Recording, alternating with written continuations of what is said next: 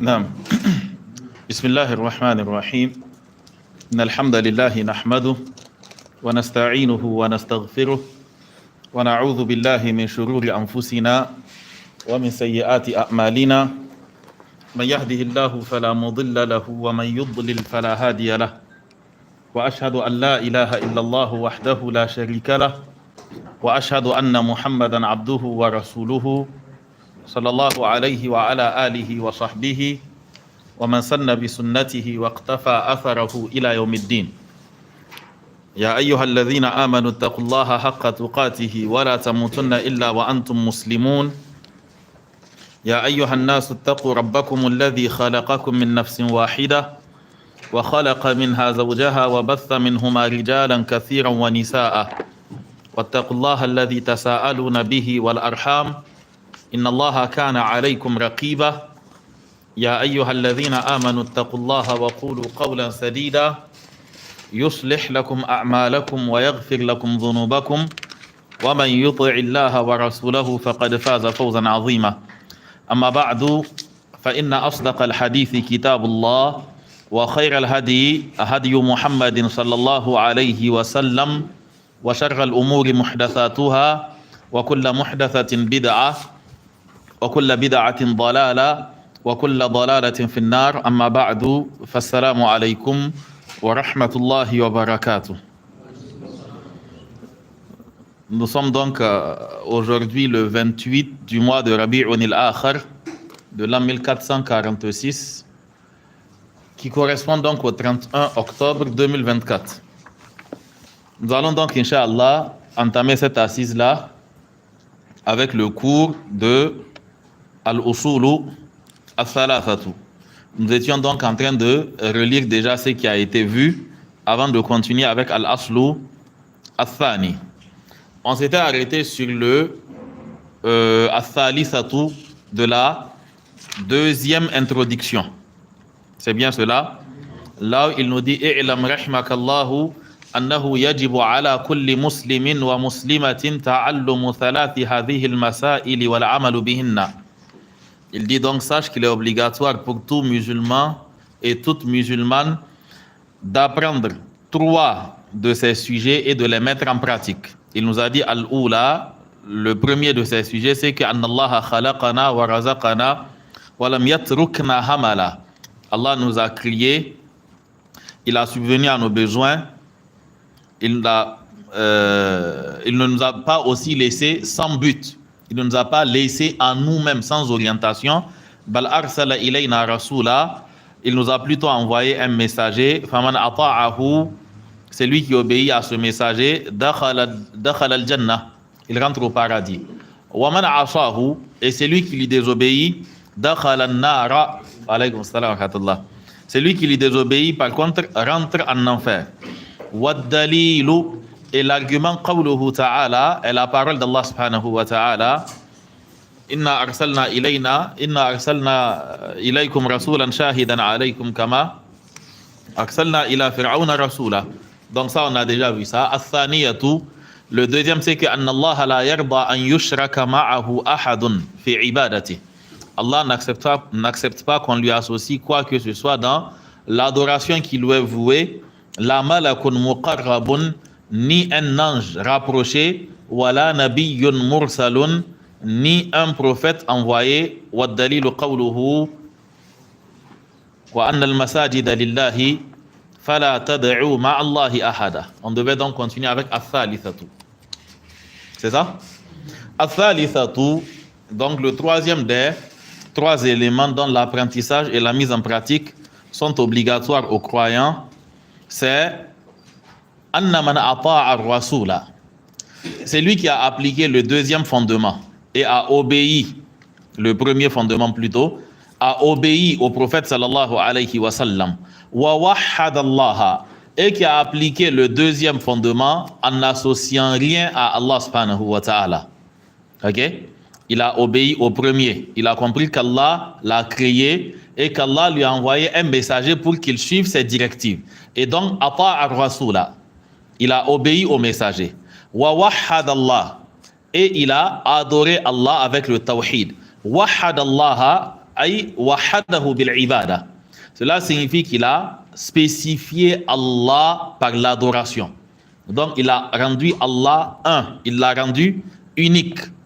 OK, parce qu'il l'a spécifié par l'adoration. Il lui a donné un droit exclusif sur l'adoration. C'est lui qui a donc exécuté le premier et aussi le deuxième. Cette personne-là, la yajuzu lahu muwalatu man hadda Allah wa rasulah. Il n'a pas le droit de s'allier à ceux qui ont combattu Allah et son messager, à ceux qui se sont détournés d'Allah et de son messager. Walau kana aqraba qaribin.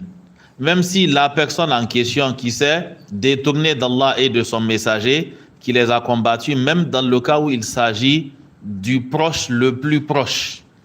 Ok? Cette jumla, anna man ata'a ar-rasul wa wahhada Allah la yajuzu lahu muwalatu man hadda Allah wa rasulahu, c'est une jumlatun shartiyya dans une certaine logique. Ok? Man ata'a ar-rasula, quiconque obéit au messager, wa wahhada Allah, et a unifié Allah, comme on le dit, c'est-à-dire il a adoré Allah par le tawhid. La yajuzu lahu. Quand tu as rempli ces conditions-là, il ne t'est pas permis de prendre pour allié celui qui combat Allah et son messager, walau kana aqraba qaribin, même au cas où il s'agit du proche le plus proche. Aqrabu, c'est le ism tafdil. Ici, il est devenu aqraba parce que c'est le khabar de kana. Walau kana aqraba qaribin. Ok? Yani, walau kana alladhi hadda Allah wa rasulahu. Même au cas où c'est lui qui combat Allah et son messager est aqraba qaribin, le proche, le plus proche, il ne lui est pas permis de le prendre pour allié. Là, nous tombons les deux pieds joints dans le chapitre de Al-Wala ou Wal-Bara. Ok? Le fait d'aimer et de détester en Allah. Plus la personne est obéissante, proche d'Allah, et plus on aime la personne. Plus la personne désobéit et se rébelle contre Allah, plus on le déteste. Donc il y aura des personnes chez qui on aura de l'eau tiède, quoi. C'est-à-dire que ça sera, il désobéit, il obéit. Ok? Donc on lui voue un amour qui est proportionnel à son obéissance. Et on lui voue aussi une haine qui est proportionnelle à sa désobéissance. Quant à la logique romantique qui dit qu'il faut détester le péché, pas le pécheur, c'est-à-dire que c'est de la théorie en réalité. C'est-à-dire que c'est lui qui vole ton engin que tu as garé devant ou qui a enlevé les 4 pneus de ton véhicule. Quand tu sors, il faut l'aimer. Mais tu détestes le fait qu'il ait volé ton engin ou bien ta voiture ou autre. Tu l'aimes bien, mais tu détestes le fait qu'il ait volé. Maintenant, l'acte en question, le vol en question, il vient de qui? Le vol, c'est pas le vent. Ok, c'est-à-dire que c'est pas un acte qui... Quand il y a vol, il y a forcément un voleur. Quand il y a vol, il y a un voleur. Mais on te dit de détester le vol, mais pas le voleur. Ok? En islam, on ne sait pas ce que signifie cette théorie-là. Et je pense que même ceux qui développent cette théorie ne savent pas exactement de quoi ils parlent. Il y a de ces théories qui sont purement théoriques, quoi. Ok? Dans la réalité, ça ne peut pas exister, quoi. Ok? C'est juste dit pour être beau, quoi. Donc l'islam n'est pas dans cette logique-là. C'est-à-dire que l'islam, c'est pas une religion d'amusement, quoi. Ok? Quand on le fait, c'est avec tout le sérieux. Cette question de il faut aimer tant, il faut détester tant, c'est pas logique. Ça ne relève en aucun cas de l'islam. Oui, l'islam est contre le fait que tu te moques de la personne à cause de sa désobéissance, en oubliant que toi-même, ton obéissance est une grâce d'Allah pour toi. Ok? L'islam n'admet pas ça. C'est-à-dire que tu dois savoir que ton état est une grâce d'Allah. Et l'autre, Allah l'a éprouvé par telle chose. Dans la limite du possible, tu vas essayer de de l'aider. Mais quand la personne tombe dans une situation où Allah t'a donné des directives quant à l'attitude que tu dois avoir avec la personne, tu n'as pas le choix que d'adopter cette attitude avec la personne. Ok? Si la législation te dit que là, il faut être doux avec la personne, tu te fais doux. Si la législation te dit que par rapport à telle situation, il faut être dur, alors tu dois être dur. Ok? Et quand on parle de sagesse, la sagesse n'est pas la douceur. Ok? La sagesse n'est pas la douceur. La sagesse, c'est mettre chaque chose à la place qui lui sied. On met chaque chose à la place qui lui sied. Le prophète sallallahu alayhi wa sallam, il dit Muru awladakum ou bien Muru abna'akum bis salati wa hum abna'u sab'i sinin wadribuhum alayha bi'ashr. Ordonnez la prière à vos enfants quand ils ont 7 ans. C'est ça? Quand ils ont 7 ans. Et frappez-les à cause de la prière quand ils ont 10 ans et qu'ils refusent de prier. Maintenant, le fait de les frapper, c'est un manque de sagesse ou bien c'est... La sagesse consiste ici à le corriger quand ils refusent de prier. Ok?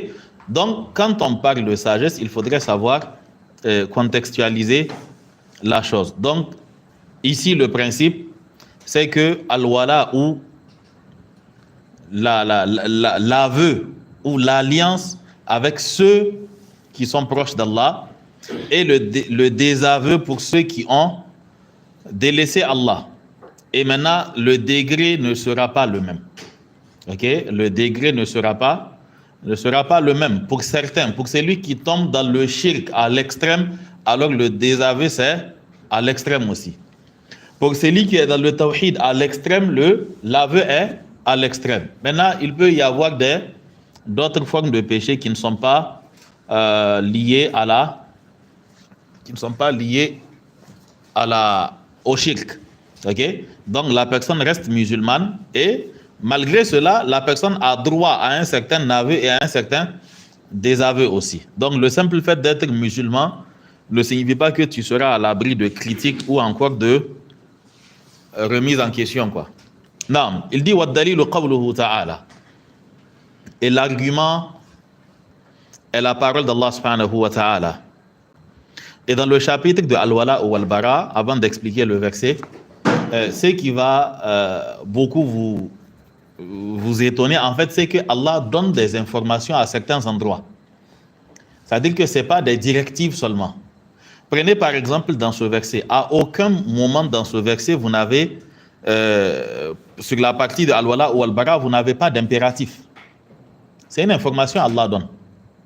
La tajidu qawman yu'minuna billahi wal yawmil akhir yuwaduna man hadda Allah wa rasulah.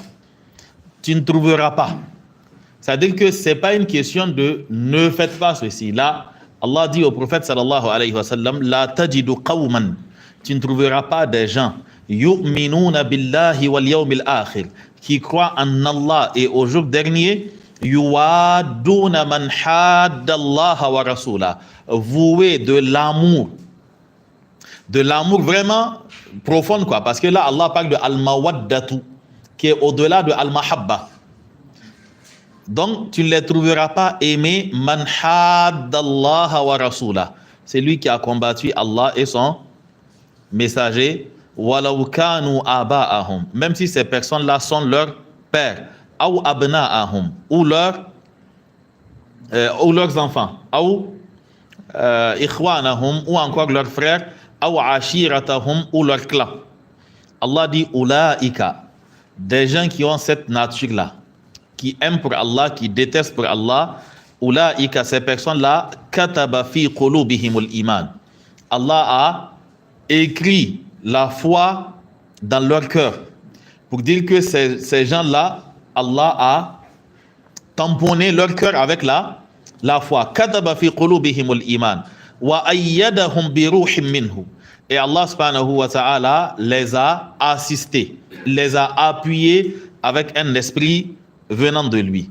Wa yudkhiluhum, et les fera rentrer donc jannatin, dans des jardins tajri min tahtiha al-anhar, sous lesquels coulent donc des ruisseaux, khalidina fiha, ils vont s'y éterniser. Et Allah dit radiyallahu anhum. Allah les a agréés wa radu anhu, et ils ont aussi agréé la récompense d'Allah subhanahu wa ta'ala. Allah dit ulaika hizbullah, ceux-là sont le parti d'Allah subhanahu wa ta'ala. Allah, et sachez-le, inna hizballahi, certes le parti d'Allah subhanahu wa ta'ala, les gens qui composent ce parti-là, humul muflihun, ce sont ceux qui récoltent le succès. Donc dans ce verset, comme vous l'avez remarqué, il s'agit de la tajidu qawman. Tu ne trouveras pas des gens qui aiment Allah, aimer encore ceux qui font le shirk. Ok?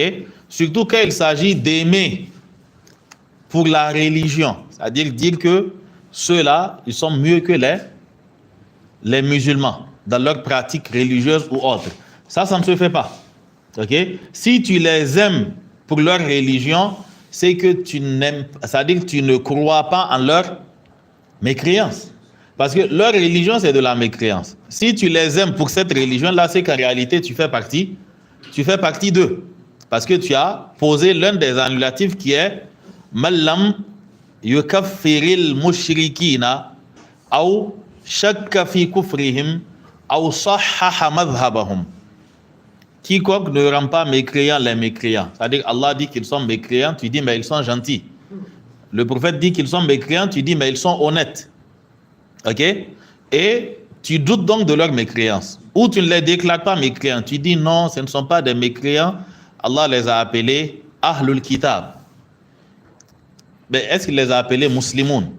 Ahlul Kitab, c'est un état de fait. Ils ont reçu un livre, de ce point de vue, on les appelle Ahlul Kitab. Ok? Parmi les Ahlul Kitab, certains sont musulmans. Certains étaient musulmans. C'est-à-dire qu'ils sont restés sur la religion du Tawhid et le prophète sallallahu alayhi wa sallam n'était pas encore arrivé. Ceux-là, c'était des croyants. Mais dès que le prophète sallallahu alayhi wa sallam est arrivé, automatiquement, l'autre version de l'islam, enseignée par Isa, elle a atteint elle a atteint quoi? C'est devenu obsolète quoi. Ok? Voilà. Et maintenant donc c'est celle du prophète sallallahu alayhi wa sallam qui doit être suivie. Ceux qui ont reçu le message et qui ont suivi ça, parmi les gens du livre, ce sont des musulmans. Ceux qui sont restés de côté, ce sont des mécréants. Ok? Un imam dans un pays voisin, il dit que les gens du livre ne sont pas des mécréants, mais qu'ils ont entamé un processus d'islamisation, quoi. C'est-à-dire qu'ils ont commencé à devenir musulmans, mais ils se sont arrêtés en cours de route, quoi.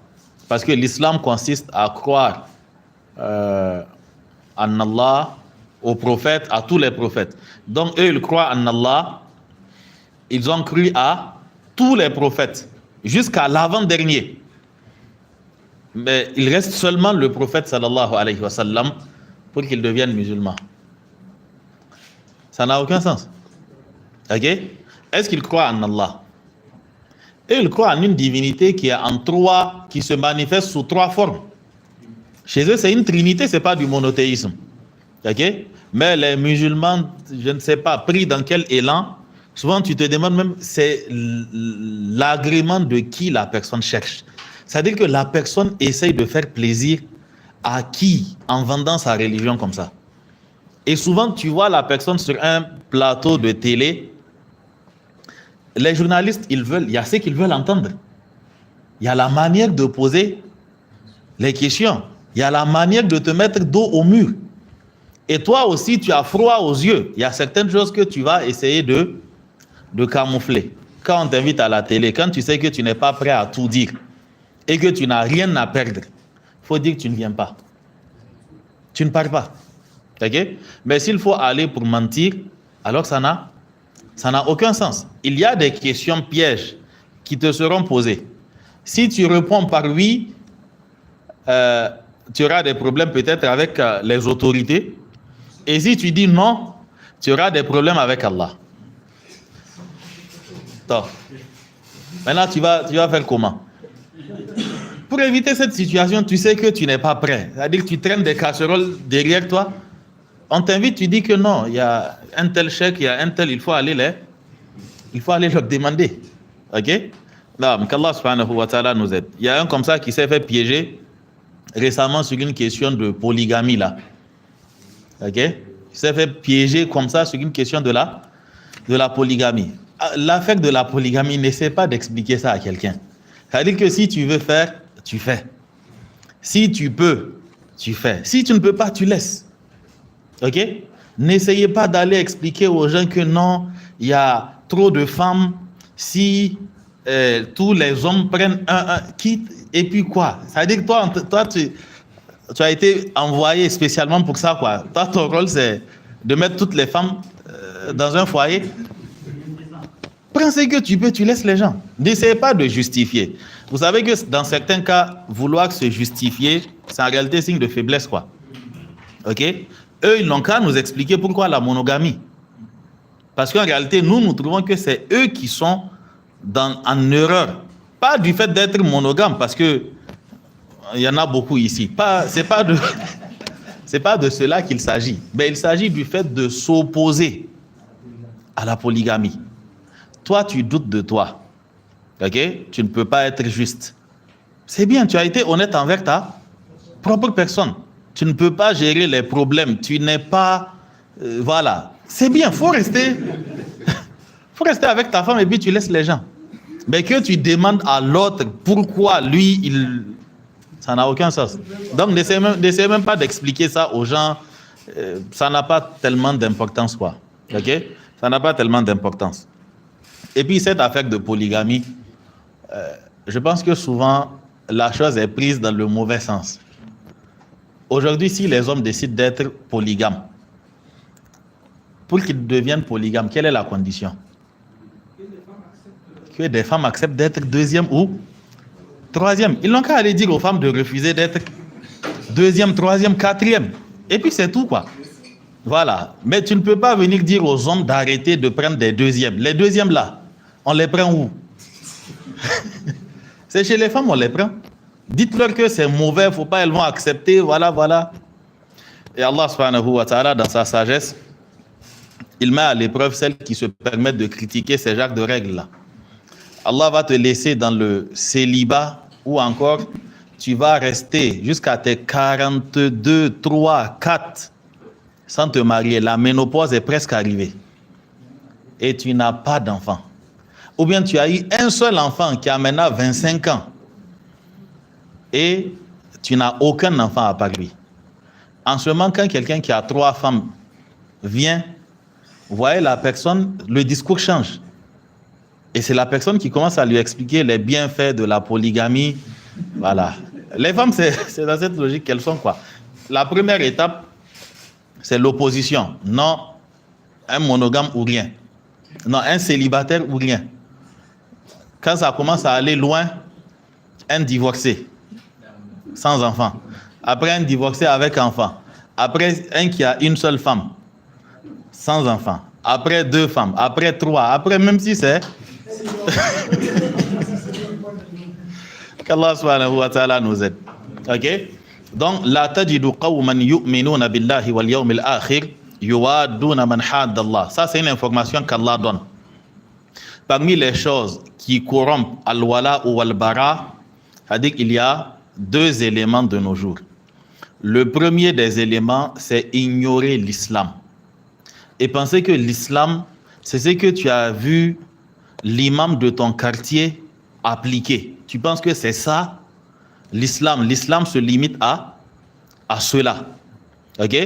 Et donc, tu compares quoi? Tu compares l'imam de ton quartier que tu considères comme étant le représentant de l'islam. Tu le compares maintenant, lui et ses réalisations, à l'Occident que tu considères être la référence. Ok? Et donc, de ce point de vue, tu considères que l'islam, c'est médiocre et que l'Occident est arrivé à un niveau très élevé. Mais sauf qu'il faut retourner dans l'histoire. Vous savez bien que les communautés, ils se lèvent, ils tombent et ainsi de suite. L'islam n'a pas toujours été à ce niveau de de bassesse. Okay? À ce niveau bas, l'islam n'a pas toujours été à ce niveau. Aujourd'hui, il y a des domaines où l'Occident n'est arrivé que grâce aux musulmans. C'est après que les musulmans sont tombés. Et il n'y a pas un seul système de la vie de tous les jours où un seul humain a été capable de mettre en place ce que l'islam a mis en place comme système de société. Okay? Mais quand tu ne connais rien de l'islam, tu es émerveillé par ces gens-là. Donc, il y a l'ignorance. La deuxième chose, c'est le fait d'être impressionné par ceux-là, qui découle bien sûr de l'ignorance. Le fait que tu sois impressionné par leur avancée matérielle et que tu constates ici que les gens sont en retard sur le plan matériel et donc tu penses qu'ils sont en avance. Donc, il faudrait savoir qu'en dehors du matériel, il y a d'autres éléments sur base desquels on juge une société. Okay? Je pense que nous, en tout cas, l'un des premiers éléments, il faudrait que les hommes restent à leur place et que les femmes restent à leur place. Les femmes n'ont qu'à se marier avec les hommes n'ont qu'à marier les femmes. En ce moment, on pourra considérer qu'il s'agit de sociétés humaines. Ok? Mais quand il y en a qui descendent au niveau, pas bestial, parmi les animaux qui font ça. Ok? C'est-à-dire quand quelqu'un descend en bas, il faudrait d'abord que la personne remonte pour qu'il y ait un débat. Ok? Qu'Allah subhanahu wa ta'ala nous aide. Dans tous les cas, Allah subhanahu wa ta'ala nous dit que cela n'est pas possible. Non. Et nous avons expliqué lors de la lecture de ce verset précédemment que il ne s'agit pas bien sûr d'appeler les gens à de l'injustice envers les non-musulmans ou autres. Ce n'est pas du tout de cela qu'il s'agit. L'islam a toujours été tolérant en ce qui concerne la présence de non-musulmans dans l'entourage. Il n'y a pas une terre conquise par l'islam où la civilisation chrétienne qui existait a cessé d'exister. Okay? En Égypte, il y avait les Coptes. Jusqu'à présent, les chrétiens coptes sont encore là. En Irak, jusqu'à présent, ils sont là. Jusqu'à présent, en Palestine, en Syrie, au Liban, ils sont encore là. Mais il y a des pays qui étaient musulmans. Aujourd'hui, l'islam est devenu rare. Okay? L'islam est le fait d'immigrer. Comme par exemple en Espagne, l'Andalousie, quoi. Il n'y a pas de trace de l'islam. Les mosquées sont transformées en églises. Ok, et ainsi de suite, quoi. Donc, pour ce qui concerne la capacité de l'islam à faire coexister ou cohabiter des peuples, je pense que là, on n'a rien à démontrer. L'histoire est un témoin. Ok, donc quand on appelle à cela, c'est plus pour apporter un éveil de conscience chez les musulmans. Il n'y a pas de musulman qui traitera plus correctement les mécréants que le musulman qui a compris sa religion. Ok? C'est-à-dire que quand tu vois un musulman traiter de manière correcte un mécréant, c'est qu'en réalité, il a bien compris sa religion. C'est-à-dire qu'il s'agit d'un traitement sans complaisance. Ok? Tu fais ce que tu veux. On a des rapports sociaux. Ok? Je serai juste envers toi, je serai correct envers toi. Mais c'est sans piétiner les règles de ma religion. J'ai mon identité, tu as ton identité. Qu'Allah nous aide. Non. Donc ensuite, il dit, Allah subhanahu wa ta'ala nous dit, Ulaika kataba fi qulubihimul imana wa ayyadahum bi ruhin min wa yudkhiluhum jannatin tajri min tahtiha al-anharu khalidina fiha. Sur terre, ils ont suscité la colère de certaines personnes. Ils se sont mis dans des états où ils peuvent être critiqués. Donc, ils ont troqué leur paix contre la colère des gens. Mais en contrepartie, ils ont acquis l'agrément d'Allah subhanahu wa ta'ala. Allah dit, radiyallahu anhum. Allah les a agréés pour cette attitude-là. Wa radu anhu. Et eux aussi, ils ont accepté la récompense d'Allah subhanahu wa ta'ala. Allah dit, ulaika hizbullah. Ceux-là sont le parti d'Allah subhanahu wa ta'ala. Ala inna hizballahi humul muflihun.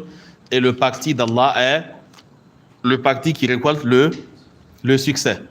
Cela signifie que le parti d'Allah, c'est celui qui applique de manière rigoureuse la loi d'Allah. Les individus se l'appliquent sans retenue. Et Allah dit, Ala inna hizballahi, ceux qui ont cette attitude-là, humul muflihun, ce sont eux qui récoltent le succès.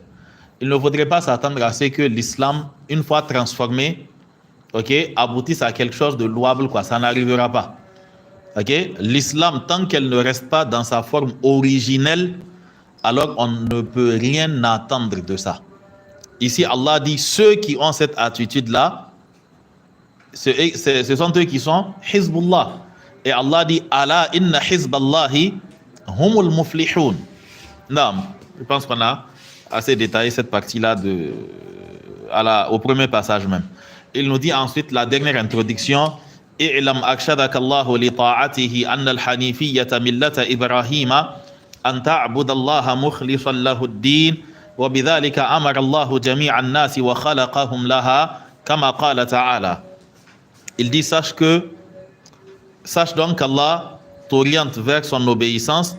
Sache que anna al-hanifiyyata, sache que la hanifiyya, qu'est-ce qu'on appelle hanifiyya? Cela découle du nom ou bien de l'attribut qu'Allah a donné à Ibrahim. Quand Allah dit que ma kana Ibrahimu yahudiyyan wala nasraniyya walakin kana hanifan muslima wa ma kana minal mushrikin. Allah dit que Ibrahim il est hanifun. Ibrahim est hanifun. Donc de là on a le nom al-hanifiyya. Al-hanif, c'est celui qui se détourne de tout ce qui n'est pas Allah subhanahu wa ta'ala pour ne s'orienter que vers Allah. Donc Allah dit, le cheikh nous dit annal hanifiyata millata Ibrahima. Ici, vous pouvez prendre le annal hanifiyata. Al-hanifiyata sera le ism de inna. Et donc ça sera millatu Ibrahima. Annal hanifiyata, donc ça sera, sache que la hanifiyya est la voie de Ibrahim. Donc millatu Ibrahim, c'est qui fera de millatu le khabar de Anna. Donc annal hanifiyata millatu Ibrahima, la hanifiyya est la voie de Ibrahim. Ou encore vous ferez de millata le badal de al-hanifiyata. Anna al-hanifiyyata millata Ibrahima, la hanifiyya, la voie de Ibrahim, an ta'budallaha. Et donc le masdarul mu'awwal an ta'budallah sera le khabar de Anna. Donc en d'autres termes, anna al-hanifiyyata millata Ibrahima ibadatullahi mukhlishan lahud-din. An ta'budallaha, donc ibadatullah. Ça sera le masdar. Donc ala kulli hal anna al-hanifiyyata millata Ibrahima an ta'budallaha consiste donc à ce que tu adores Allah subhanahu wa ta'ala. Maintenant comment l'adorer? Pour cela il nous met un hal mukhlishan lahud-din, en lui vouant le culte de manière exclusive. An ta'budallaha mukhlishan lahud-din, que tu adores Allah en lui vouant un culte exclusif. Un culte exclusif. Le français. Quand on dit manière, ça fait exclusif. Si on enlève, ça fait... Vous avez compris dans tous les cas. Que tu adores Allah en lui vouant le culte de manière exclusive. Ici, le mukhlis. Très souvent dans nos traductions, on retrouve le mot sincère. Que tu adores Allah en toute sincérité. La sincérité en français n'est pas le ikhlas en arabe. Parce que la sincérité en français n'est pas synonyme d'exclusivité. C'est-à-dire que si tu dis à quelqu'un « je te remercie sincèrement », ce n'est pas pour lui dire que je te remercie exclusivement. C'est-à-dire que je vais m'empêcher de remercier quelqu'un d'autre. Ce n'est pas dans ce sens-là. Donc, ce qui fait que traduire par sincère n'est pas en réalité fidèle à l'expression en arabe. Quand on parle de al-ikhlas, c'est le fait de rendre la chose pure en la débarrassant de toute impureté. Et quand il s'agit du domaine de l'adoration, c'est pour dire qu'il n'y a que toi, l'adoration, et Allah à qui l'adoration est vouée. C'est-à-dire que l'adoration, personne n'a de part dedans. Elle arrive à Allah subhanahu wa ta'ala de manière purifiée. C'est-à-dire que c'est totalement débarrassé. Donc ici, quand on dit « Anta abudallaha mukhlisan lahuddin », c'est que tu adores Allah subhanahu wa ta'ala en lui vouant le culte de manière exclusive. Seul à lui, tu vas vouer le culte. Mais alhamdulillah, je pense que même quand on traduit par sincèrement, très souvent les gens comprennent que c'est l'exclusivité qui est visée. Mais il y a lieu de changer sincèrement par exclusivité quand même. Parce que al-ikhlas n'est pas la sincérité. Pas la sincérité au sens français des choses, quoi. Quand on n'arrive pas à traduire un mot, le principe en traduction, c'est qu'on le maintient dans sa langue d'origine. Et au premier passage dans le livre, tu fais une note de bas de page. Et tu expliques c'est quoi al-ikhlas avec un petit texte. Et maintenant, tu reconduis le mot à chaque fois comme il est. Le ikhlas, c'est telle chose. Et après, à chaque fois, tu utilises que tu adores Allah avec le ikhlas. S'il n'a pas compris, il va se référer au petit lexique que tu feras en fin ou bien à la note de bas de page. Là, tu es resté fidèle au mot et tu l'as expliqué. Parce que souvent, tu ne peux pas traduire mot par mot. Certains mots, tu as besoin de tout un texte pour les expliquer. Donc, il dit que la Hanifiya, qui est la voie de Ibrahim, c'est que tu adores Allah sans rien lui associer dans l'adoration que tu lui voues. وَبِذَلِكَ أَمَرَ اللَّهُ جَمِيعَ النَّاسِ. C'est cela qu'Allah a ordonné à l'ensemble des humains. وَخَلَقَهُمْ لَهَا. Et il les a créés pour cela. كما قال الله تعالى, comme l'a dit Allah, وَمَا خَلَقْتُ الْجِنَّ وَالْإِنسَ إِلَّا لِيَعْبُدُونَ. Je n'ai créé les humains et les génies, donc je n'ai créé les génies et les humains إِلَّا لِيَعْبُدُونِ, que pour qu'ils m'adorent. Le asl de liya'budun, c'est liya'buduni. Le noun que vous voyez, c'est le noun al-wiqaya, après lequel vient le ya al-mutakallim. Mais le ya al-mutakallim, il est permis de supprimer son madda. Parce que n'oubliez pas que le li est un nasib. Si c'était ya'buduna, en mettant le li, ça allait être quoi? Liya'budu. Parce que le li ram mansoub. Si c'était le na alamatul raf'i, le li allait le faire disparaître. Si le li est là et que le na est là, c'est qu'en réalité il s'agit du nun al-wiqaya, le nun qu'on met avant le ya al-mutakallim pour éviter que le ya al-mutakallim ne se colle au verbe. Parce que le ya al-mutakallim modifie l'accent de la lettre qui précède en lui donnant kasra. Donc, illa liya'buduni, que pour qu'il m'adore. Non, on a déjà vu ce passage-là. Il dit wa ma'na ya'buduni, vous corrigez. C'est pas ma'na ya'buduna. Si bien sûr c'est le mot du verset qu'il a repris. Si par contre c'est le asl du verbe qu'il est en train de citer, l'accent est correct. Il dit ma'na ya'buduna, le sens de qu'ils adorent, ay yuwahiduna, c'est qu'ils unifient, c'est-à-dire qu'ils rassemblent tous ceux qui prennent le nom d'adoration. On fait un tri, tous ceux qui s'appellent adoration, on rassemble et on voue à Allah. De sorte à ce qu'aucune adoration ne glisse pour aller vers autre qu'Allah. Donc en ce moment on dit wahattallaha, tu as adoré Allah avec le tawhid. Et ce tawhid il vient avant tout. Forcément il faudrait commencer par cela. Quand le prophète sallallahu alayhi wa sallam a envoyé Mu'adh bin Jabal au Yémen, il lui a dit que innaka ta'ati qawman ahla kitabin ou innaka ta'ati Qawman min ahli kitab, pour que ça soit plus clair. Tu te rends, il l'envoie au Yémen et lui dit, tu es en train de partir chez des gens du livre.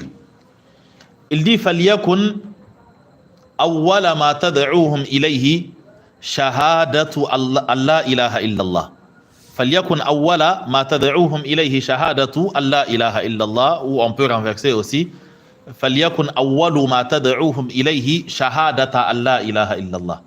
Que la première des choses à laquelle tu les appelleras soit d'attester qu'il n'y a aucune divinité en dehors d'Allah. Dans une autre version du hadith, فَلْيَكُنْ أَوَّلَ مَا تَدْعُوهُمْ إِلَيْهِ أَنْ يُوَحِّدُوا اللَّهِ. Que la première des choses à laquelle tu les appelleras soit d'unifier Allah. Et là, écoutez ce que le prophète sallallahu alayhi wa sallam dit. Il dit فَإِنْ أَجَابُوكَ لِذَلِكَ. S'ils répondent à cela, فَأَعْلِمْهُمْ بِالصَّلَاةِ. Alors informe-les, c'est-à-dire parle-leur de la prière, quoi. En ce moment, parle-leur de la prière. Donc d'abord ça et ensuite la prière. Non. Donc il dit wa ma'na ya'buduna yuwahhidun. Ce tafsir a été pris donc des propos de Ibn Abbas. Il dit wa a'zamu ma amara Allah bihi at-tawhid. Et la plus grande chose qu'Allah a ordonné, wa a'zamu ma, le ma ici il est mawsoula. La plus grande chose, ma amara Allahu bihi, qu'Allah a ordonné, c'est at-tawhid. Wa huwa ifradullahi bil ibada. Et c'est le fait d'spécifier Allah par l'adoration. Faire en sorte que cela soit une caractéristique exclusive à Allah. Le fait de recevoir l'adoration. Donc, ifradullahi bil ibada. Al-ifrad vient du verbe afrada, qui signifie rendre un. Pour dire le singulier, on dit mufrad. Ok? Donc, ifradullahi bil ibada, c'est rendre Allah singulier par l'adoration, de sorte à ce qu'il soit le seul digne de recevoir l'adoration. Naam. Wa a'zamu ma naha anhu ash-shirku. Et la plus grande chose qu'Allah a interdite, c'est ash-shirk. Wa huwa da'watu ghayrihi ma'ahu. Et c'est le fait d'invoquer autre qu'Allah avec Allah. Ok? Ici, il a pris la forme la plus manifeste de l'adoration qui est l'invocation. Ok? L'invocation est la forme la plus manifeste de l'adoration. Donc c'est pour cela qu'il dit que c'est da'watu ghayrihi ma'ahu. C'est le fait d'invoquer Allah avec autre que lui. C'est le fait d'invoquer autre qu'Allah avec Allah subhanahu wa ta'ala. Donc c'est cela le shirk. Maintenant quand tu fais la comparaison entre al-kufru et al-shirku, c'est-à-dire que al-kufru est plus large que al-shirk. La mécréance est plus large que le shirk. Le shirk est l'une des formes de mécréance. Ok? Le shirk est une des formes de mécréance. Par exemple, le kufr, la mécréance de comment on l'appelle? Iblis. C'est pas du shirk. C'est quel genre de kufr? Hein? La rébellion, l'orgueil, ça peut être al-kibr, ça peut être aussi al-iba. C'est ce qu'on appelle kufrul iba. Parce que Allah dit les anges se sont prosternés illa Iblis, qu'est-ce qu'il a fait? Aba, il a refusé. Donc ça c'est kufrul iba. Le kufr à cause du refus. Ok? Aba wastakbara. Et il s'est enorgueilli, il s'est enflé d'orgueil. Et Allah dit qu'il fut donc parmi les mécréants. Donc al-kufru est plus large que al-shirk. Le shirk est l'une des formes de kufr. Ok? Donc tout mushrik est un kafir. Mais tout kafir n'est pas forcément un mushrik. Parce qu'il se pourrait que sa mécréance soit une mécréance de rébellion ou encore kufr takzib, une mécréance due au fait qu'il démente une chose qui est connu dans la religion par défaut, quoi. Qu'ils prennent par exemple une chose de la religion, qu'ils disent que le jeûne en réalité, voilà, c'est juste pour fatiguer les gens, sinon Allah n'a pas prescrit le jeûne. Allah n'a pas besoin qu'on jeûne. Ça, c'est de la mécréance par le démenti. Okay? Parce qu'il vient de démentir le Ya ayyuhalladhina amanu kutiba alaykum as-siyam. Okay? Donc, il n'y a pas seulement le shirk qui rentre dans la mécréance. Non, donc, il dit وَالدَّلِيلُ قَوْلُهُ تَعَالَى وَاعْبُدُوا اللَّهَ وَلَا تُشْرِكُوا بِهِ شَيْئًا. Adorez Allah et ne lui associez rien. Ne lui associez rien. C'est bien ça? Non. Donc là, les introductions sont finies.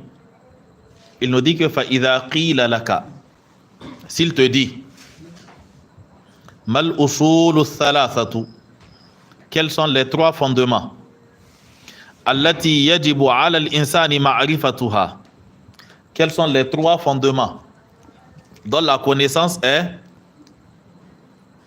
obligatoire pour l'homme si cette question t'est posée. Et cette question, elle interviendra forcément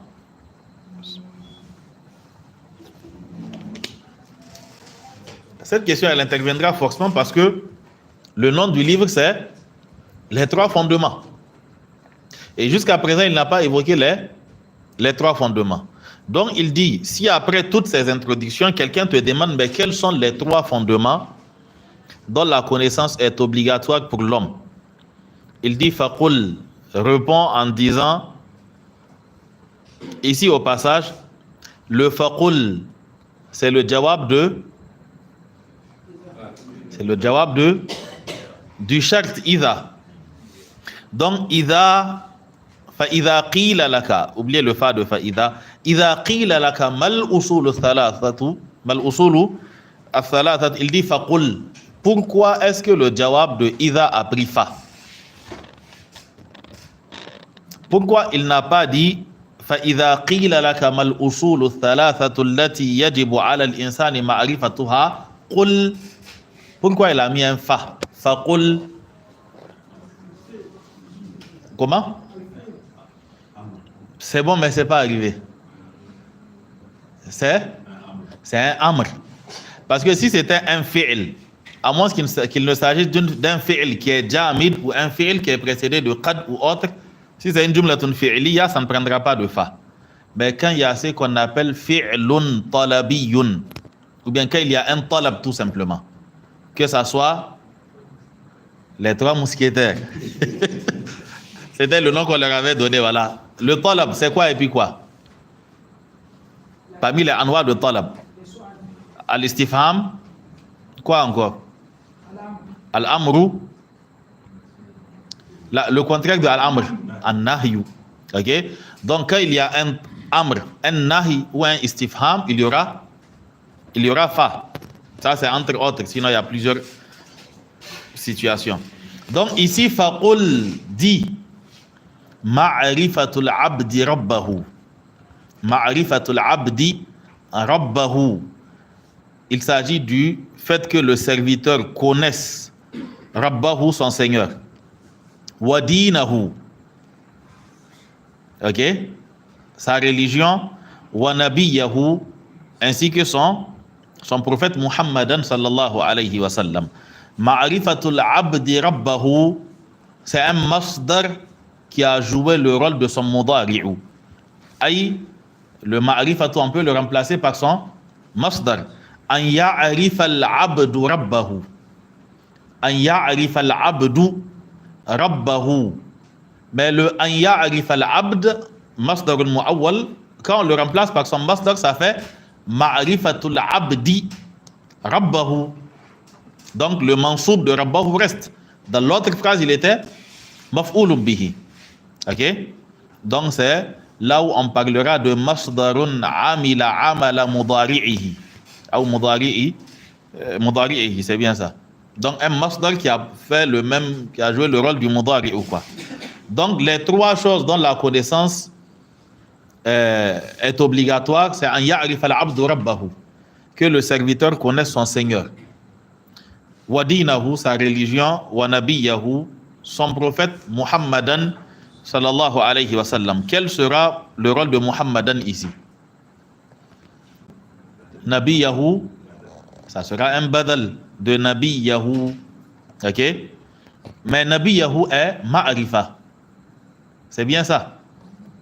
Parce que c'est le mudaf d'un damir. Le damir est ma'rifa. Mais pourquoi Muhammadan a pris tanwin? Le tanwin montre qu'un nom est indéfini. Pourquoi Muhammadan a pris tanwin encore? Alors qu'il est le badal d'indéfini. C'est un alam. Le alam, il est de nature définie. Un nom propre ne peut pas être indéfini. Donc son tanwin ne renvoie à rien en réalité. Sallallahu alayhi wa sallam. Il dit al-asl al-awwal. Et là, ça va aller très vite parce qu'on a déjà fait ça. Inch'Allah. Si bien sûr des commentaires ne nous retiennent pas. Donc il dit فَإِذَا قِيلَ لَكَ الْأَصْلُ الْأَوَّلِ. Le premier des fondements, c'est ma'rifatul rabbi. C'est le fait de connaître Allah, qui est donc le Seigneur. Il dit فَإِذَا قِيلَ لَكَ مَنْ رَبُّكَ. Si on te pose la question, Man rabbuka. Ok? Si c'est sur terre qu'on te pose cette question, tu as encore l'occasion d'apprendre. Ok? Si c'est sur terre qu'on te pose cette question, tu as encore l'occasion d'apprendre la réponse. Mais si c'est sous terre qu'on te l'a posé, en ce moment, tout ce qu'il faut souhaiter, c'est qu'on dise que tu l'aies correctement apprise et appliquée, afin qu'Allah t'assiste lors de la réponse. Ok? Il dit فَإِذَا قِيلَ لَكَ مَنْ رَبُّكَ. Avant, on apprenait ça aux gens comme on apprend les leçons, quoi. Ok? Donc, su'alul qabr, les questions de la tombe, et puis vous mémorisez. Ok? En ce moment, c'est pas une question de boileau, et puis ça va rester, et puis tu vas aller répondre. C'est pas une question, c'est pas ça. Allah dit, qui raffermit dans cette situation-là? يُثَبِّتُ اللَّهُ الَّذِينَ آمَنُوا بِالْقَوْلِ الثَّابِتِ فِي الْحَيَاةِ الدُّنْيَا وَفِي الْآخِرَةِ. C'est Allah subhanahu wa ta'ala qui raffermit dans cette situation. Même dans la vie d'ici-bas, face à certaines personnes, tu vas tituber avant de répondre. Et là-bas, quand tu titubes, qu'est-ce qui se passe? Ils n'attendent pas. Il n'y a pas d'arrêt de jeu. Si tu as titubé, c'est que tu ne connais pas la réponse. Ok? Le prophète sallallahu alayhi wa sallam, il dit qu'on lui posera la question, il dira la adri. Je ne sais pas. Et ils vont lui dire ma daraita wala talauta. Tu n'as pas su parce que tu n'as pas lu. C'est-à-dire que tu n'as pas su parce que tu n'as pas appris. Ma daraita wa ma talaita. Ay ma daraita li annaka ma talaita ou ma talauta. Les deux se disent quoi. Le verbe tala qui signifie lire quoi ou réciter. Donc même sur terre, face à certaines personnes, ok, on titube avant de répondre. Maintenant, là-bas, ce n'est pas un boileau que tu as fait ici qui va te sauver là-bas. C'est-à-dire que c'est Allah qui raffermit. Et même ceux qui ont vu le prophète sallallahu alayhi wa sallam, c'est devant eux. Quand le prophète a enterré son compagnon, il a dit à ses autres compagnons, Udu'ullaha li akhikum. Invoquez Allah pour votre frère. Fa innahu al-ana Yus'al, il est présentement en train de se faire interroger. Ou bien quand le prophète sallallahu alayhi wa sallam, il dit que quand on enterre le mort, alors qu'il entend les pas de ceux qui l'ont enterré en train de s'éloigner, deux anges viennent à lui et puis ils le font asseoir. Tu n'as jamais vu d'ange. Et tu penses que tu vas te rappeler de ce que tu as mémoriser ici sans comprendre ce que ça signifie et sans que ça ne soit même la réalité. Tu dis, on te dit man rabbuka, tu dis Allah. Après, quand ton fauteuil est menacé, tu te retrouves chez le charlatan. Ok? On te demande man nabiyuka, tu dis Muhammadun sallallahu alayhi wa sallam sur terre. Mais quand tu apprends que ton mari veut prendre une coépouse, tu te retrouves devant le charlatan. C'est-à-dire qu'un petit rien du tout de ta vie d'ici-bas, quand il est en danger, tu te réfères automatiquement à autre qu'Allah subhanahu wa ta'ala. Dans ce cas, man rabbuka ne marche pas ici. Ok? Donc, le prophète sallallahu alayhi wa sallam, il dit, alors que les autres s'éloignent, en ce moment, il se retrouve seul avec ses actions et avec les interrogateurs. Ils le font asseoir et ils lui posent les différentes questions. Ok? Qu'Allah subhanahu wa ta'ala nous assiste dans cette situation-là. Naam. Donc, il dit, فَإِذَا قِيلَ لَكَ مَنْ رَبُّكَ.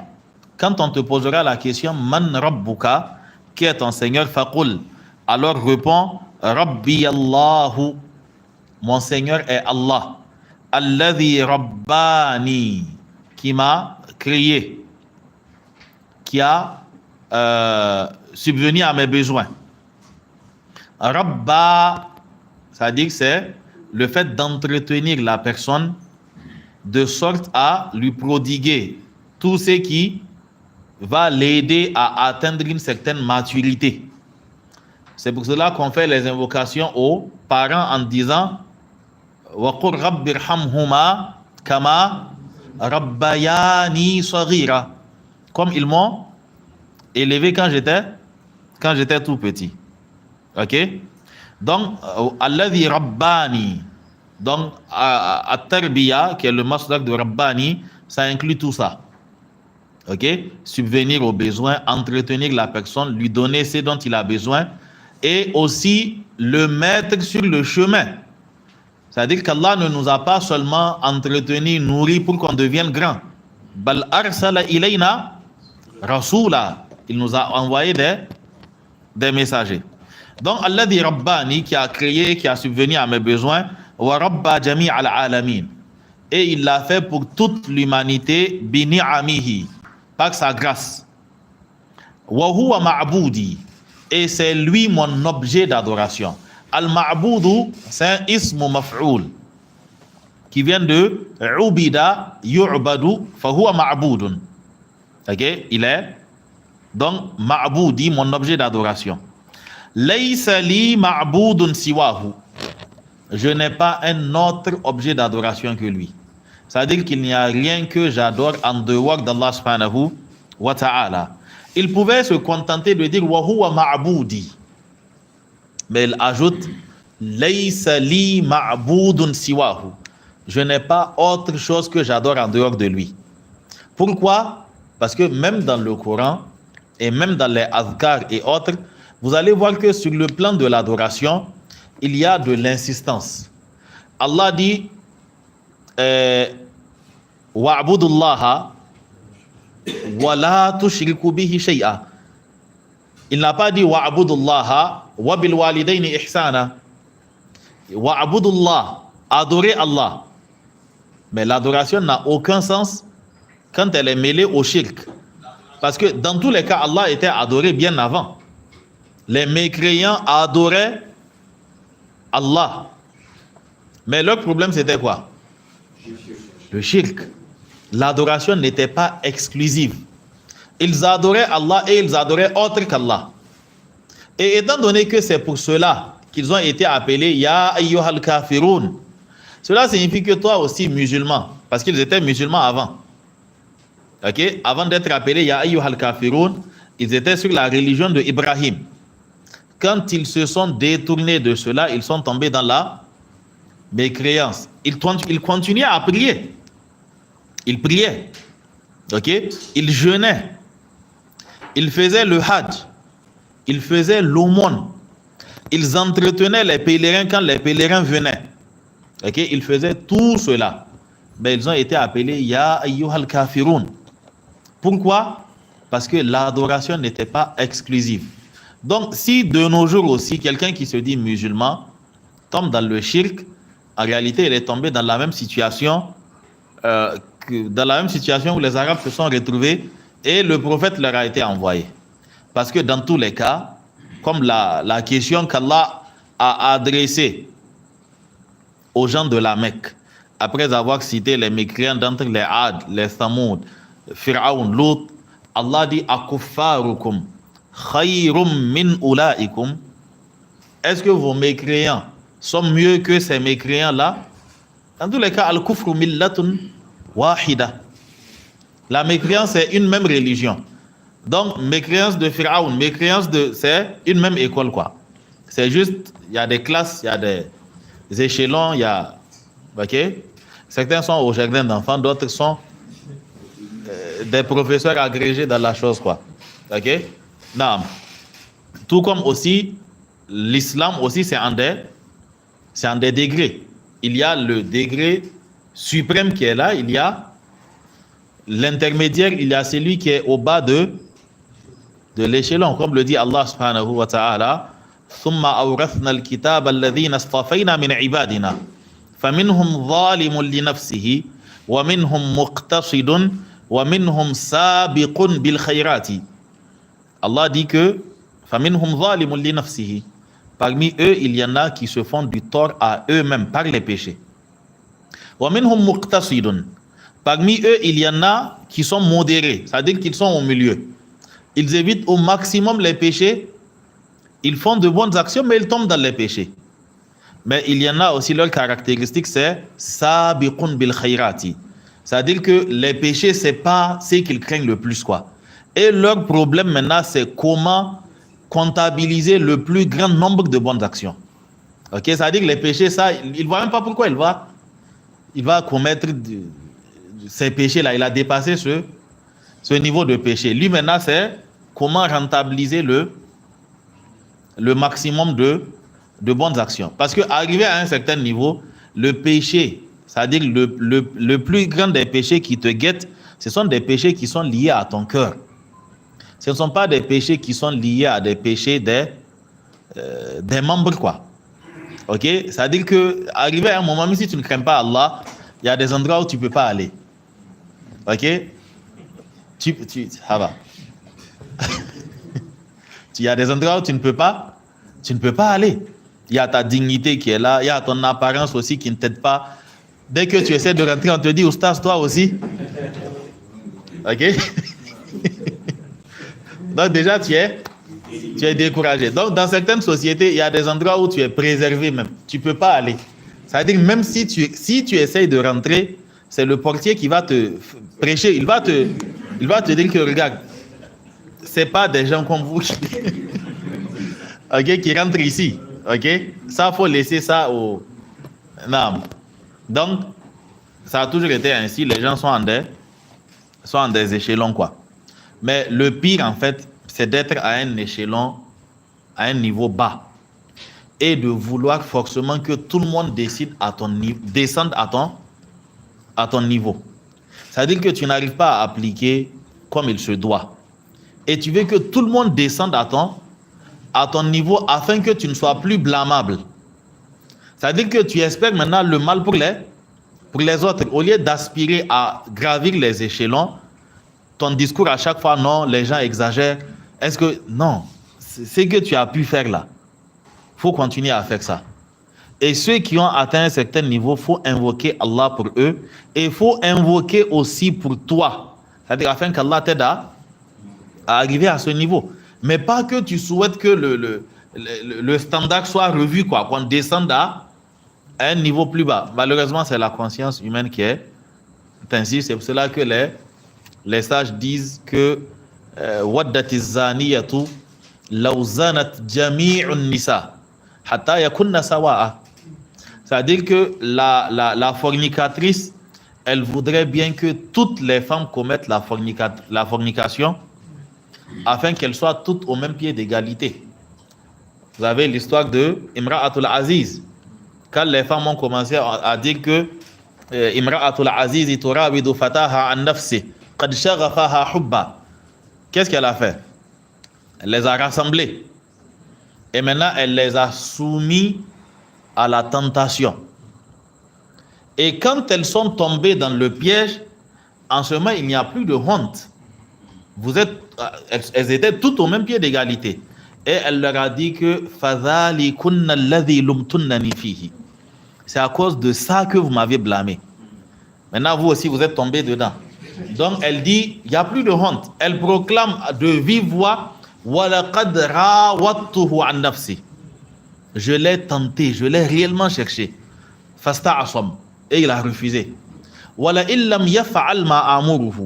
Mais s'il ne fait pas ce que je lui demande de faire, la yusjanan, il sera certes emprisonné, wala yakuna min as-saghirin, et il sera rabaissé. Il n'y avait plus de honte. Donc maintenant, vous allez dire quoi? Si elle le voit depuis des jours, depuis des années, elle ne s'est jamais coupé les doigts. Wallahu a'lam, ça n'a pas été rapporté en tout cas.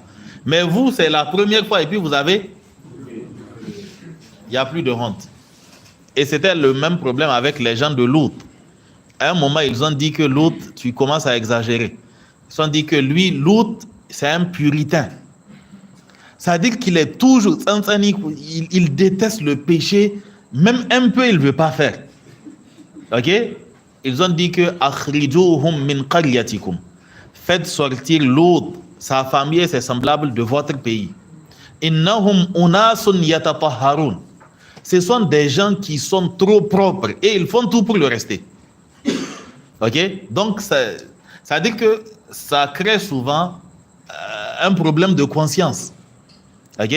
Quand vous faites et puis vous voyez celui qui ne fait pas, ça cause ce problème. Mais le musulman, même quand il est au plus bas niveau, il aspire, c'est-à-dire à atteindre le haut, et il n'essaye pas de faire descendre les gens. Vous savez qu'il y a des gens qui n'ont de loisir que critiquer les religieux. Ok? Dès qu'il voit un barbu, il décide qu'il y a une boucle ou vacciné. Et dit Mamba, voyez, arrêtez quoi. Ok? Ça veut dire que dès qu'il voit un religieux, ok? Dès qu'il voit un religieux, automatiquement c'est quoi? Je traduis pour ceux qui ne vont pas comprendre. Ok? Dès qu'il voit un oustaz passer, surtout si l'oustaz a refusé de rester avec une seule femme. Ok? Ça sera quoi? Ça veut dire que ne les voyez pas comme ça, hein, calme, silencieux. Ils n'aiment ça. Comment on va traduire? Il y a des choses qu'on ne peut même pas traduire. Oui? Ils aiment trop les femmes. Ok? Est-ce un problème pour un homme d'aimer les femmes? Le problème, c'est quand c'est dans le haram. Fankihu ma taba lakum min an-nisa'i mathna wa thulatha wa ruba'. Ok? Donc, c'est légal. Tant que c'est pas dans le haram, c'est quoi le problème? Le prophète sallallahu alayhi wa sallam, il dit hubbiba ilayya min dunyakum an-nisa'u wat-tib. On m'a fait aimer de votre vie d'ici-bas la femme et le parfum. C'est fini. Qu'est-ce qu'il reste encore? Si on n'aime pas les femmes, d'aimer quoi? Les hommes? Ceux qui n'aiment pas les femmes, on voit là où ils sont tombés. Mais je continue, le hadith ne s'est pas limité. Le hadith ne s'est pas limité à cela. Il dit hubbiba ilayya min dunyakum an-nisa'u wat-tib. On m'a fait aimer de votre vie d'ici-bas la femme et les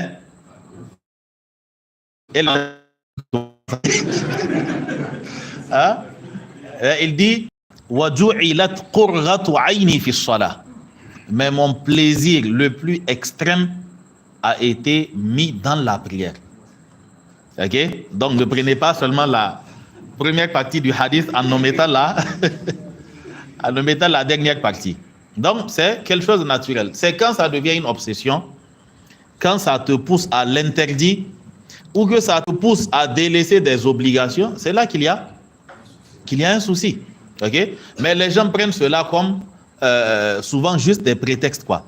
Au même moment qu'il est en train de dire ne les voyez pas, ils aiment les femmes, il a peut-être 3, 4, 5 copines. Mais lui, dans tous les cas, il n'a pas dit qu'il était oustaz. Donc lui, c'est pas un souci. Ok? Voilà. Ou bien souvent, ils vont voir une femme habillée de la tête aux pieds. C'est pour dire, voilà, que ne les voyez pas avec leur voile ainsi. Hein. Ce sont des hypocrites, ou bien ce sont des voleuses, ou bien ce sont ceci, c'est cela. Ok? Ou bien elles voient une femme habillée ainsi et puis elles disent, mais regardez avec la chaleur comment elles sont habillées. Et c'est vrai, il fait chaud. Ok? Mais naru jahannama ashaddu harra. La chaleur de l'enfer là, c'est encore plus intense. Et on est d'accord, il fait chaud. Mais pourquoi quand la fraîcheur vient, on ne fait pas on ne généralise pas le voile. Quand il fera frais aussi, il faut dire aux gens que vraiment, on a constaté que le froid de cette année est assez intense. Donc, toutes les femmes n'ont qu'à se... Et puis, c'est quoi ton problème s'il fait chaud et puis elle décide de se mettre dans une chaleur encore plus... C'est toi qui portes, mais c'est elle qui porte. Okay? Donc, cela montre tout simplement une méconnaissance de la religion et aussi cela montre que beaucoup sont tombés dans le piège de Satan. وَلَقَدْ صَدَّقَ عَلَيْهِمْ إِبْلِيسُ ظَنَّهُ فَاتَّبَعُوهُ إِلَّا قَلِيلًا مِّنْهُمْ. Allah dit que et Satan a eu raison sur eux. Ils ont confirmé les soupçons de Satan. Quand Satan a dit je vais tous les égarer excepté une petite partie. Allah dit ils ont confirmé les soupçons de Satan et ils l'ont suivi excepté une petite minorité. Ok? Donc ici il faut comprendre que critiquer quelqu'un pour son apparence religieuse, c'est-à-dire que non seulement tu es rentré dans une chose qui ne te regarde pas. Et min husni islamil mar'i tarkuhu ma la ya'nihi. Fait partie de la beauté de l'islam d'une personne le fait de ne pas se mêler de ceux qui ne le regardent pas. Tu ne rentres pas dans ceux qui ne te regardent pas. Ok? Son apparence n'est pas la plus vilaine. Son apparence n'est pas... c'est-à-dire qu'elle n'est pas plus irréprochable que les apparences des autres. Tu n'as pas vu les enfants comment ils se coiffent maintenant? Tu n'as pas fait de remarques. Tu n'as pas vu... Maintenant, c'est devenu carrément un principe, quoi. Ou quand ils portent leur jean, forcément, il faudrait voir aussi les dessous. Tu n'as pas vu tout ça. Ok? C'est l'autre que tu as vu. En fait, c'est l'autre que Satan t'a fait montrer. Et c'est l'autre qui te dérange. Mais il faut te poser la question. C'est-à-dire que dans tout Niamey, c'est ça. C'est-à-dire que toi, c'est quand tu vois Oustaz avec son pantalon taille normale et sa barbichette, c'est ça qui te dérange. C'est quand tu vois une femme voilée de la tête aux pieds, c'est ça qui te dérange. C'est-à-dire que tu dois te poser la question. Réellement, tu dois te poser la question. Il y a quelque chose qui cloche dans ton cœur. Il y a un problème là-bas. Il y a un problème forcément. Qu'Allah subhanahu wa ta'ala nous aide. Donc, il dit wa huwa ma'budi, et c'est mon objet d'adoration. Laysa li ma'budun siwahu. Je n'ai pas quelque chose que j'adore en dehors de lui. Wa dalilu qawluhu ta'ala, et l'argument est la parole d'Allah subhanahu wa ta'ala. Alhamdulillahi rabbil alamin. Parce que dans ce verset, Allah a parlé de lui et de tout ce qui n'est pas lui. Alhamdulillahi. La louange est à Allah. Allah qui, rabbil alamin. Le Seigneur au singulier. Al-alamin des univers ou bien de l'univers avec grand U, quoi. Ok? Donc, en dehors d'Allah, tout n'est que créature. Il dit wa kullu ma siwallahi alamun. Et tout ce qui est en dehors d'Allah subhanahu wa ta'ala fait partie de al-alamin. Ok? Al-alamu, c'est le singulier de alamun tout simplement. Wa ana wahidun min dhalika al-alam. Et moi, je ne suis rien d'autre qu'un élément de cet univers. فَإِذَا قِيلَ لَكَ بِمَا عَرَفْتَ رَبَّكَ. Et si on te pose la question, par quel moyen tu as connu ton Seigneur? Bima dha arafta rabbak. Le ma istifhamiya avec le harf jar bi qui précède, on enlève son madda, son alif.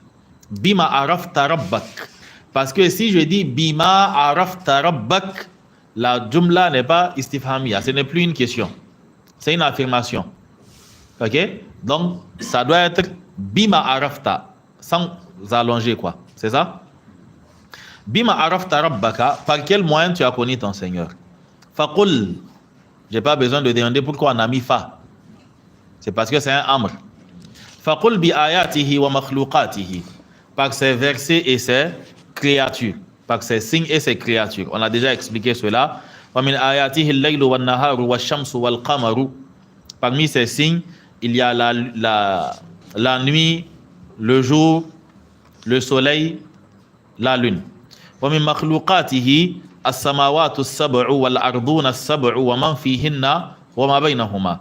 Et nous avons expliqué pourquoi est-ce qu'il a scindé cela en makhlouqat et ayat. Pourquoi certains ont été appelés des ayat et d'autres ont été appelés des makhlouqat. Al-ayatu, en arabe, ça prend deux sens. Ok, plus de deux même si vous voulez. Il y a aya dans le sens de verset, comme un verset, les versets des sourates quoi. Il y a al-ayatu dans le sens de alamat. Ok, c'est-à-dire un signe, un indice qui renvoie à quelque chose. Donc ici, min ayatihi, parmi les signes d'Allah, il a cité les éléments qui viennent par alternance. Ce qui est figé peut passer inaperçu. Mais ce qui disparaît, qui revient, qui va, qui vient, qui va, qui vient, c'est-à-dire que c'est ce qui impacte le plus. Donc parmi ces signes, il y a al-laylu. Et dans quelques instants, il y aura wan-naharu. La nuit s'en va, le jour revient. Wash-shamsu, le soleil, il est là, il disparaît. Wal-qamaru, souvent elle est là, souvent la lune n'est pas là. Wa min makhlouqatihi, et parmi ces créatures, là il a cité les choses qui sont là. As-samawatu as-sab'u, les 7 cieux, wal-arduna as-sab'u, les 7 terres, wa man fihinna, et ceux qui sont entre les 7 terres et les 7 cieux, c'est-à-dire entre le premier ciel, le deuxième, le troisième, le quatrième, entre la première terre, la deuxième, jusqu'à la fin. Wa ma baynahuma, et ce qu'il y a entre les deux entités, terre et ciel.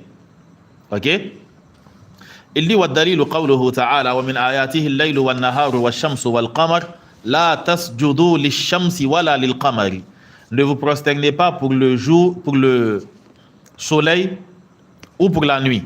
Eh bien, la tasjudu lish-shamsi. Ne vous prosternez pas pour le soleil wala lil-qamari, ni pour la lune. Ok? Maintenant, pourquoi est-ce qu'il a cité, Allah a cité 4 choses? C'est ça? Il a cité wa min ayatihi al-laylu wan-naharu wash-shamsu wal-qamaru. Et il dit la tasjudu lish-shamsi wala lil-qamar. Pourquoi an-naharu et al-laylu n'ont pas été cités? Ce sont des choses abstraites. Ok? Ce sont des choses abstraites en réalité. C'est-à-dire que le jour, ce n'est pas quelque chose de concret.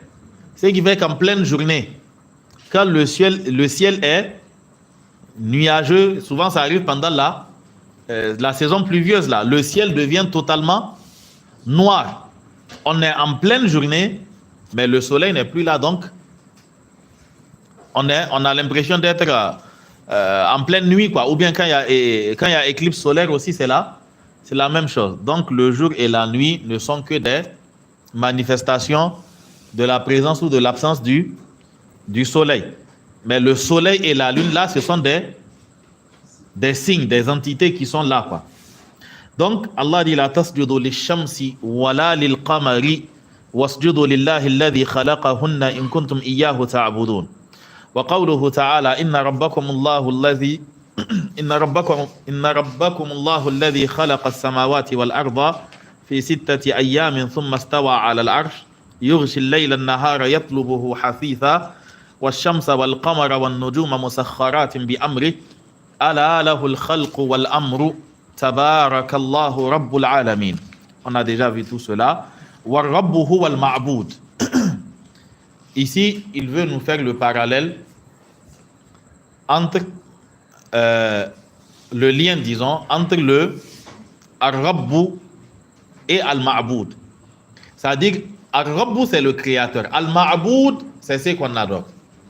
Il veut nous faire le lien entre le Tawhid al-Rububiyya, qui est l'unicité d'Allah dans la seigneurie. C'est-à-dire l'unicité d'Allah dans la capacité à créer. Allah est le seul à créer. Ok? Donc, il veut nous faire le parallèle entre l'unicité d'Allah dans la seigneurie et l'unicité d'Allah dans son droit à l'adoration. Tout comme il est seul à avoir créé, il est aussi seul à mériter l'adoration. Il nous dit وَالدَّلِيلُ قَوْلُهُ تَعَالَى يَا أَيُّهَا النَّاسُ اعْبُدُوا رَبَّكُمُ الَّذِي خَلَقَكُمْ يَا أَيُّهَا النَّاسُ اعْبُدُوا رَبَّكُمُ الَّذِي سبحان الله يَا أَيُّهَا النَّاسُ اعْبُدُوا رَبَّكُمُ الَّذِي خَلَقَكُمْ وَالَّذِينَ مِنْ قَبْلِكُمْ لَعَلَّكُمْ تَتَّقُونَ الذي جعل لكم الأرض فراشا والسماء بناء وأنزل من السماء ماء فأخرج به من الثمرات رزقا لكم فلا تجعلوا لله أندادا وأنتم تعلمون. Donc il dit يا أيها الناس اعبدوا ربكم الذي خلقكم. Ô vous humains, adorez votre Seigneur qui vous a créé. والذين من قبلكم, qui a créé aussi ceux qui vous ont précédés. لعلكم تتقون, ainsi atteindriez-vous la piété. Et comme généralement les gens ne prennent pas note, je vais répéter ce que nous avions dit à ce niveau. Dans les 20 premiers versets, Allah a classé l'humanité dans les 3 grandes catégories. Alif Lam Mim, ذَلِكَ الْكِتَابُ لَا رَيْبَ فِيهِ هُدًى لِلْمُتَّقِينَ.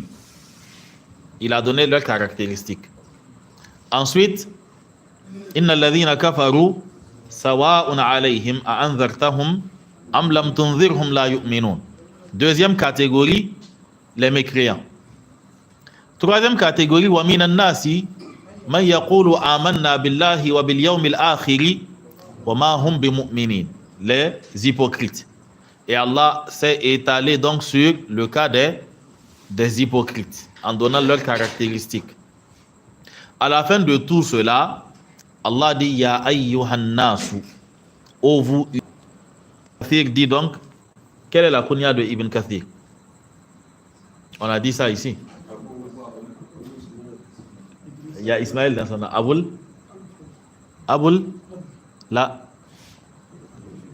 Abul Fida. Ok?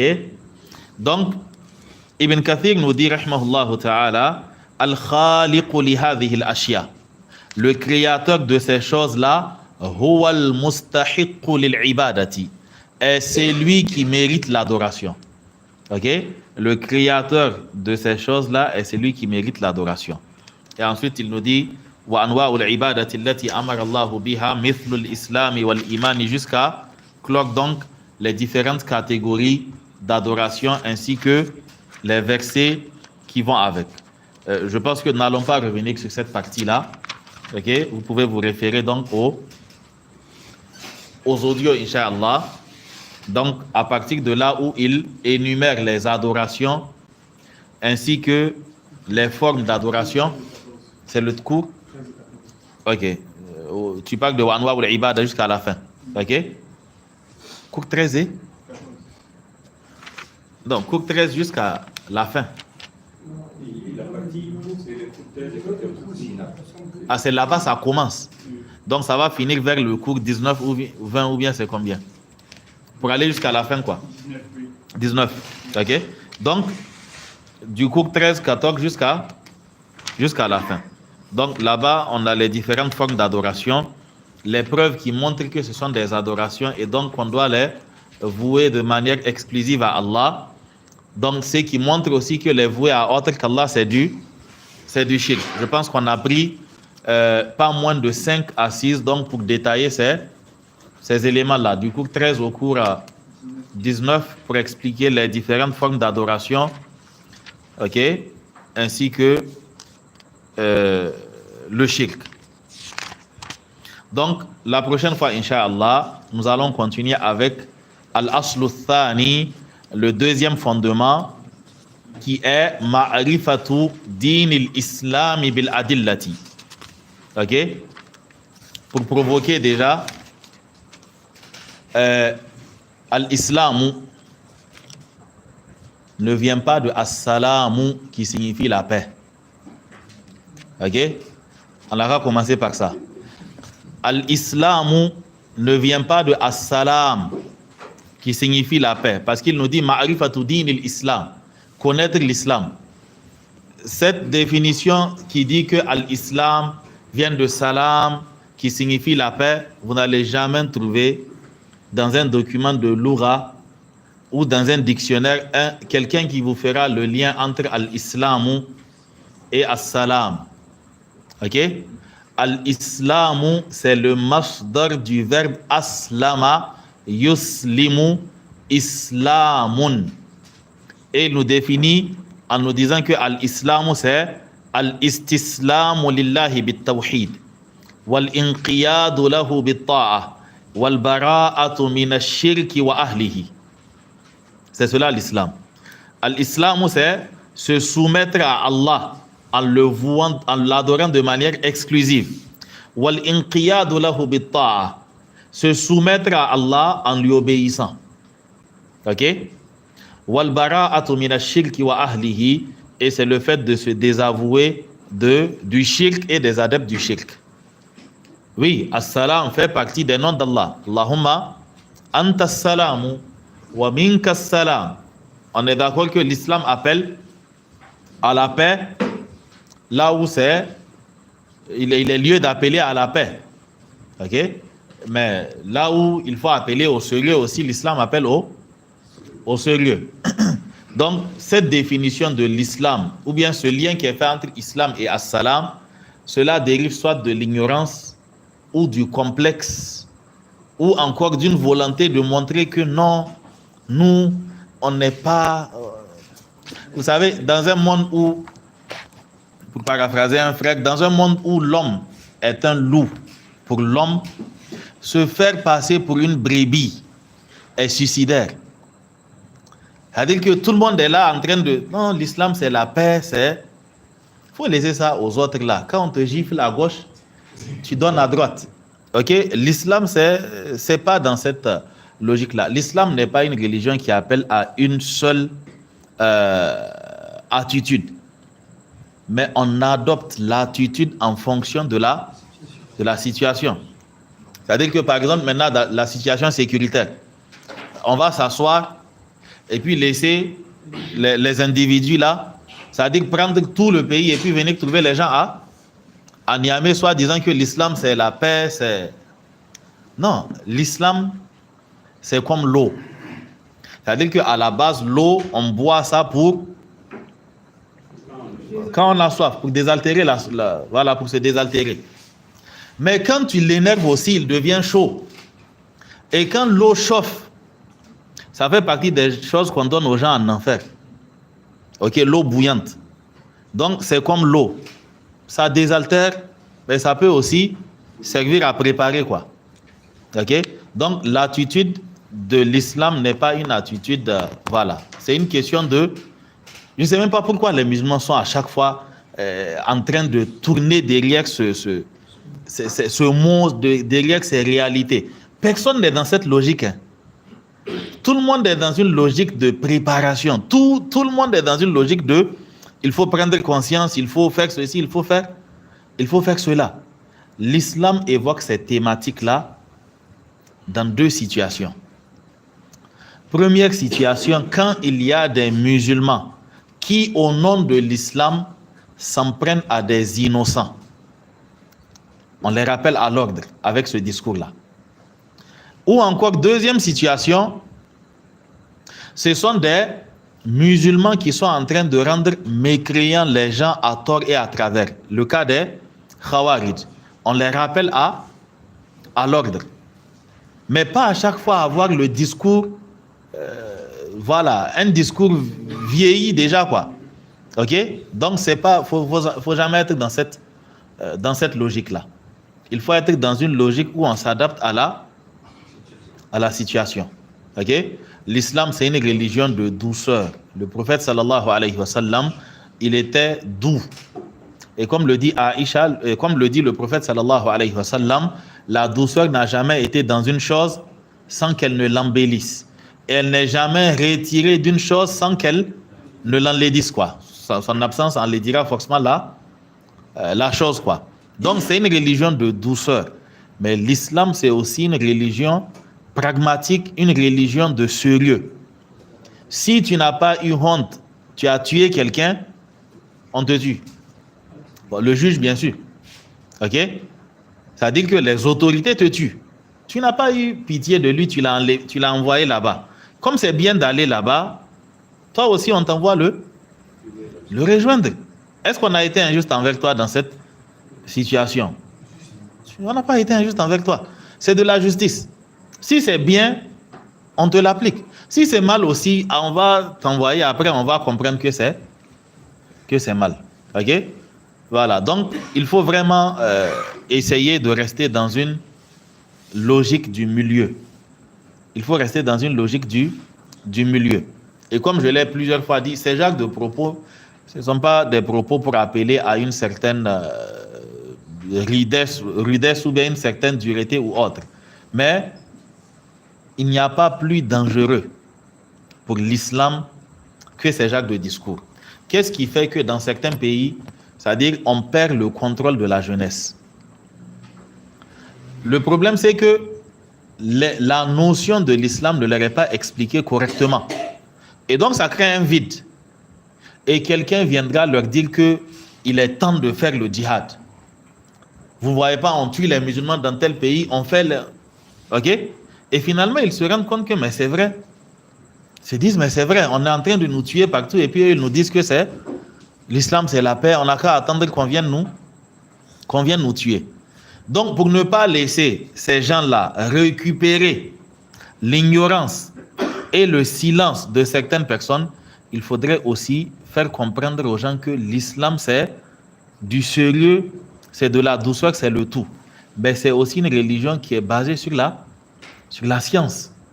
C'est-à-dire que chaque pratique est liée à une science. Vous avez des choses en islam, tant qu'on ne les explique pas aux jeunes, c'est quelqu'un qui viendra leur expliquer ça. Dans la logique de l'islam, il ne peut pas y avoir de djihad sans dirigeant. Sans dirigeant, il n'y a pas de djihad. C'est-à-dire que des gens ne vont pas venir s'asseoir et puis ils disent que bon, on n'a qu'à faire le djihad. Toi, tu es le amir, moi, je suis ton adjoint, lui, c'est le commandant intel, on n'a qu'à aller.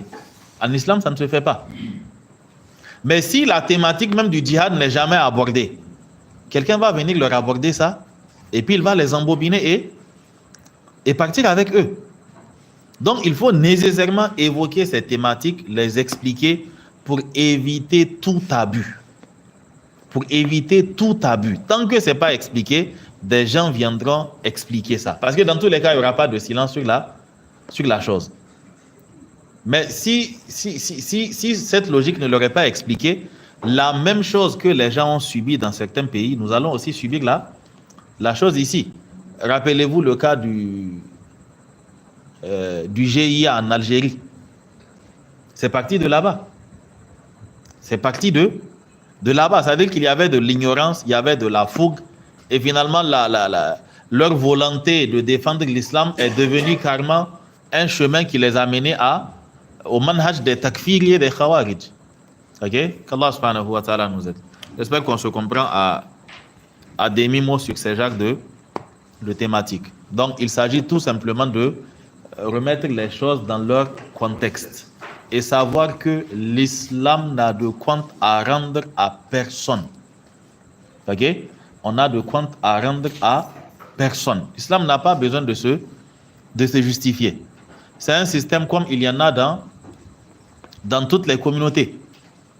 Aujourd'hui, si on demande qu'est-ce que nous avons fait pour subir la colonisation, on a fait quoi?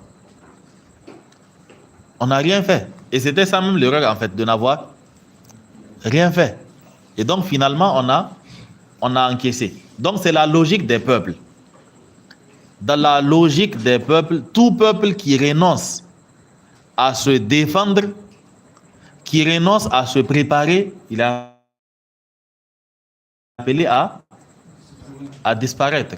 Le prophète sallallahu alayhi wa sallam dit « Ma taraka qawman il-jihada illa sallatallahu alayhim al-adu » Un peuple ne renonce jamais à se défendre, à combattre sans que l'ennemi ne prenne le dessus.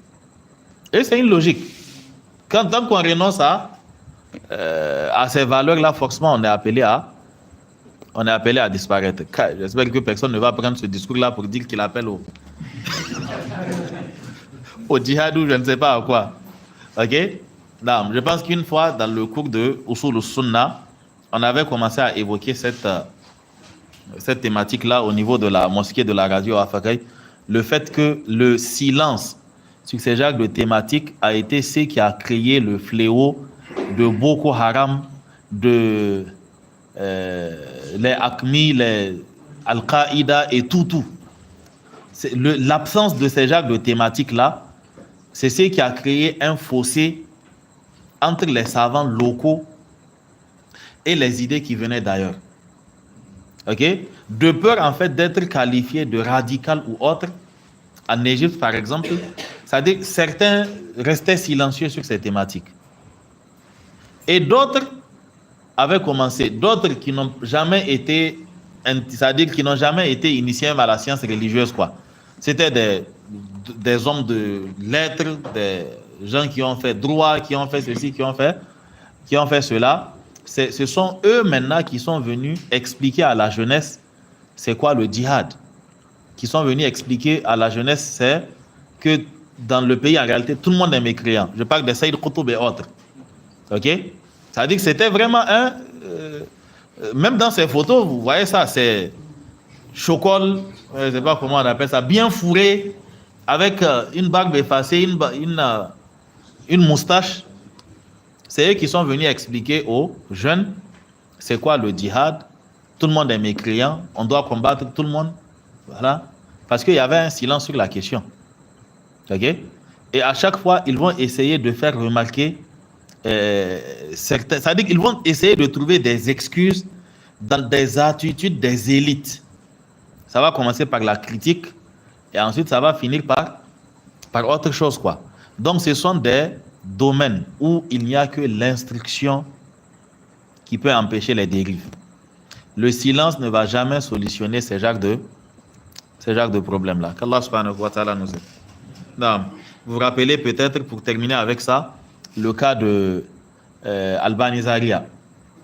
Quand le problème de Boko Haram avait commencé, il faisait partie des seuls qui parlaient de la chose.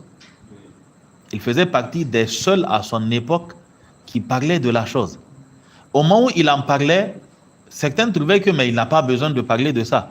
Mais n'auraient été ces conférences, ces séminaires et autres qu'il tenait sur ces thématiques-là, c'est-à-dire que le nombre de jeunes qui allaient rejoindre ces fanatiques-là, ou bien je ne sais pas comment les appeler, c'est-à-dire que jusqu'à présent, la fitna de Boko Haram n'allait pas prendre fin.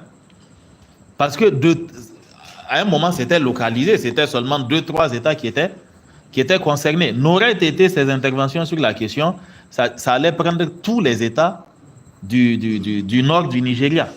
Okay?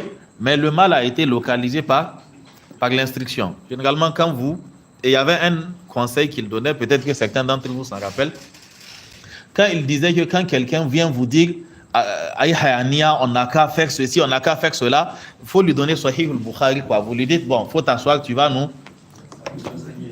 enseigner. Quand on va finir tout ça, après, on va aller. Voyez? Il faut nous enseigner Sahih al-Bukhari. Après, au moins, même si tu veux qu'on aille faire le djihad d'après toi, prends Sahih al-Bukhari, Kitab al-Jihad. Et puis tu nous expliques ce qu'il a dit sur la chose, quoi. Qu'Allah subhanahu wa ta'ala nous aide. Aujourd'hui, on a été assez long, on s'en excuse. Subhanak Allahumma wa bihamdik. Ashhadu an la ilaha illa ant. Astaghfiruka wa atubu ilayk. Wa sallallahu ala nabiyyina Muhammadin wa ala alihi wa sahbihi wa sallam. Assalamu alaikum wa rahmatullahi wa barakatuh.